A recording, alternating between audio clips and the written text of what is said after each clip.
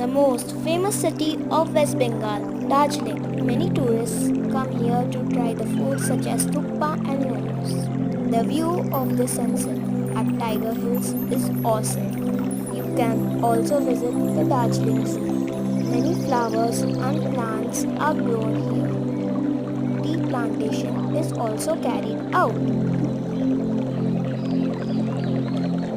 You can also visit the rock garden. Especially, many tourists come here to visit monasteries such as the Peace Pagoda. If you come to Darjeeling, you can also visit Ghum, the highest railway station of India, and enjoy a toy train ride.